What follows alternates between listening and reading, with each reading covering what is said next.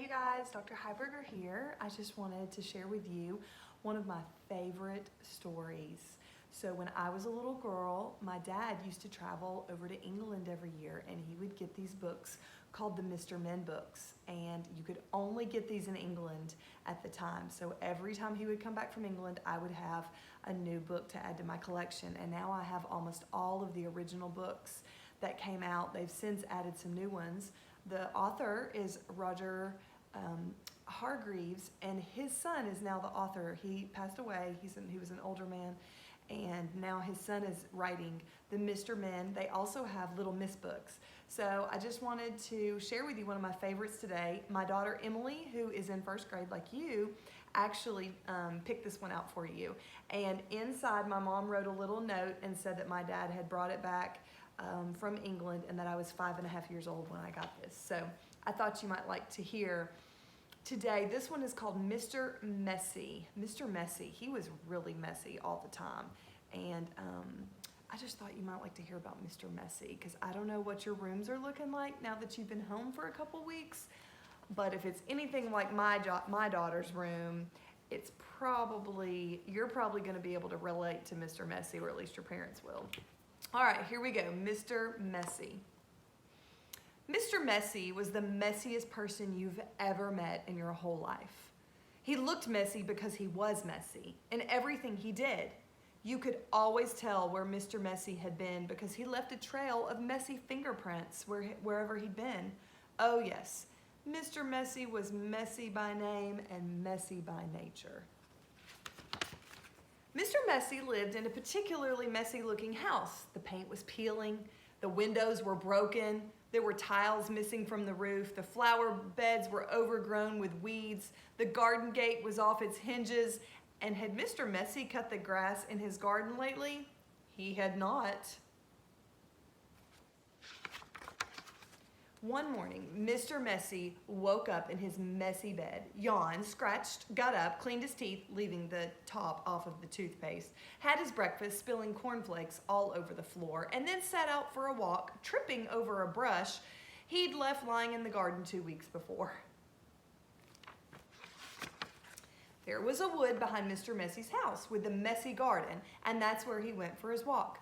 It was a particularly large wood with lots and lots of trees, and it took Mr. Messy a long time to walk through it, but he really didn't mind because he liked walking that morning. So he walked and walked through the woods until he came to the other side. And do you know what he found on the other side of the wood? Mr. Messy found the neatest, prettiest looking little cottage that he had ever seen. It had a lovely little garden with a stream running right through the middle of it. This little thing is the stream.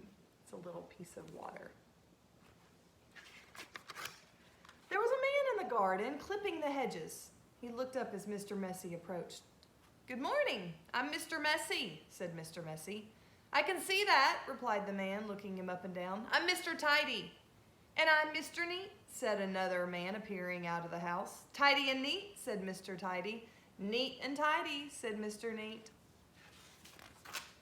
"We're in a business together," explained Mr. Tidy, "and the people who own this house have asked us to do some work for them." "What sort of work?" asked Mr. Messy. "Oh, we like to make things nice and neat," said Mr. Neat. "Tidy things up," said Mr. Tidy. "Perhaps we could come along and do some work for you," said Mr. Neat, looking at Mr. Messy, who was looking even messier at that particular moment.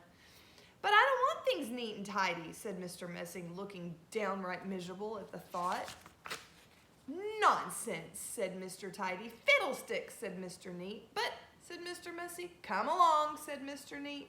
"Off we go," said Mr. Tidy. But, said Mr. Messy. "But nothing," said Mr. Neat, and bundling him into their van, which was parked behind the house, off they went to Mr. Messy's house at the other side of the wood.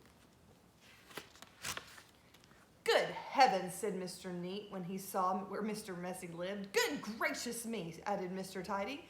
"This is the messiest house I've ever seen in all my born days," they both said together at the same time. "Better do something about it," said Mr. Neat. And before Mr. Messy could open his mouth, the two of them were rushing here and there about Mr. Messy's house.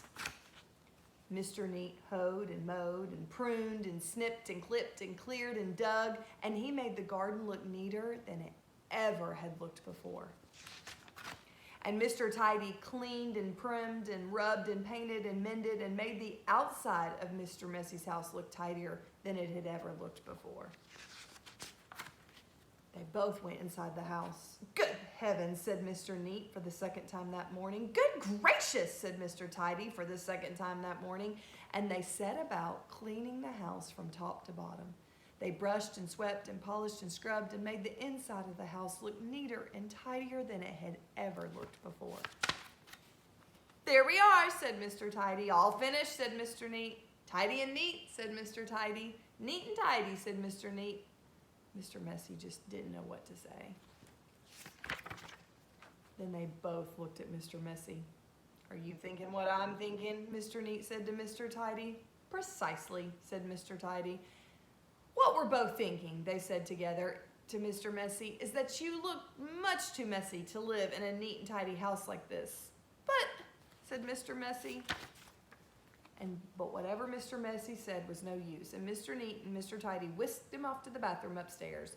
It had been the messiest room in the house, but now, of course, it was neat as a pin. Then Mr. Neat got a hold of one of Mr. Messy's arms, and Mr. Tidy got a hold of the other arm, and they both picked him up and put him straight into the bath. Mr. Messy wasn't used to having baths. Mr. Tidy and Mr. Neat washed and brushed and cleaned and scrubbed and combed Mr. Messy until he didn't look like Mr. Messy at all. In fact, he looked the opposite of messy. He looked at himself in the mirror. "You know what I'm going to have to do now?" he said in a rather fierce voice. Mr. Neat and Mr. Tidy looked worried. "What are you going to have to do?" they asked Mr. Messy. "I'm going to have to change my name," he said, and then he chuckled. And Mr. Neat and Mr. Tidy chuckled, and then Mr. Messy laughed.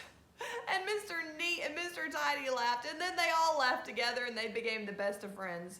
And that really is the end of the story, except to say that if you're a messy sort of person, you might have a visit from two people. And you know what they are called, don't you? I hope that you enjoyed Mr. Messy. Mr. Messy is just one of the many books in the series, and I will be reading another book to you. I might even do a little Miss book. I have some of those as well. I hope you enjoyed it today, and you guys are doing fabulous at home. I miss seeing you guys so much. Talk to you soon.